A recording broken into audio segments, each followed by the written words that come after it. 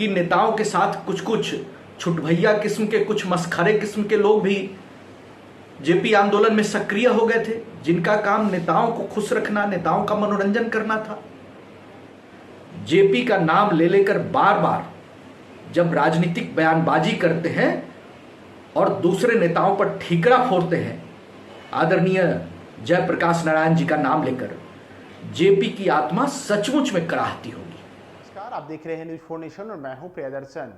जब भी बिहार में जेपी आंदोलन की बात आती है तो कई नेता दावा करते हैं कि हम जेपी आंदोलन की ही उपज हैं, जैसे लालू यादव, नीतीश कुमार, सुशील मोदी, शिवानंद तिवारी और न जाने अनगिनत नेता हैं जो आज के मौजूदा दौर में राजनीति में सक्रिय हैं, सत्ता के शीर्ष मुकाम पर हैं या फिर उनकी इर्द गिर्द ही बिहार की राजनीति घूमती है। और ये तमाम नेता बार बार दावा करते हैं कि हम जेपी आंदोलन की उपज हैं। ऐसे ही एक नेता हैं जदयू के राष्ट्रीय अध्यक्ष ललन सिंह। ललन सिंह ने भी कल जब पूर्णिया में अमित शाह ने उनके ऊपर कटाक्ष करते हुए कहा था कि इन दिनों बिहार में नीतीश कुमार के साथ एक नए नए नेता उभरे हैं ललन सिंह, तो इसे लेकर के ललन सिंह आग बबूले हो गए। ललन सिंह ने बाकायदा प्रेस कॉन्फ्रेंस करके कहा कि ऐसा कहने वाले अमित शाह होते कौन हैं? अमित शाह हमें नया नया नेता बता रहे हैं, जबकि मैं तो जेपी आंदोलन की उपज हूं। मैं तो जेपी आंदोलन के दौरान सक्रिय रहा था और 1974 में से ही राजनीति में सक्रिय हूं, जबकि अमित शाह तो उस समय बिल्कुल 10 वर्ष के थे और मैं उस समय से ही नेतागिरी कर रहा हूं। तो जो ललन सिंह ने अब कहा है, इसे लेकर के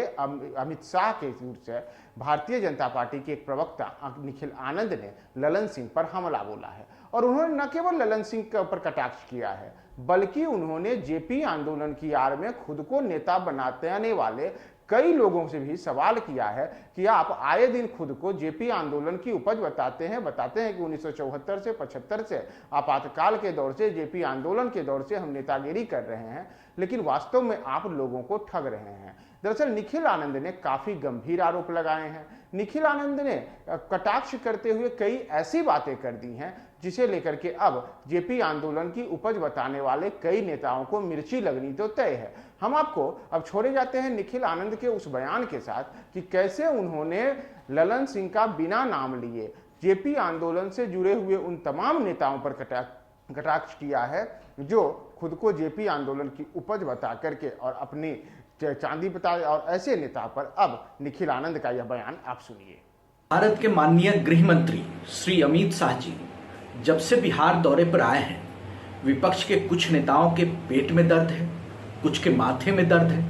कुछ लोग छाती पीट रहे हैं और हाय तौबा ऐसे मचा रहे हैं जैसे पता नहीं क्या हो गया।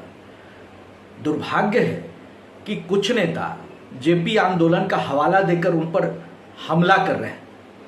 और ये कह रहे हैं कि उस वक्त हमारे माननीय गृह मंत्री जी की उम्र 10 साल थी। तो ये तो सबको पता है कि हमारे माननीय गृह मंत्री जी युवा पीढ़ी के नेता हैं और उनकी कुवत तो देश की जनता जानती है। जब उन्होंने 370 धारा और 35 से कश्मीर से हटाने का जो काम किया है, उनका हौसला सभी लोग जानते हैं और ये किसी को नहीं पता है कि जेपी आंदोलन में जो राजनीतिक प्रेक्षक हैं और बड़े लोग हैं वो बताते हैं कि नेताओं के साथ कुछ कुछ छुटभैया किस्म के, कुछ मस्खरे किस्म के लोग भी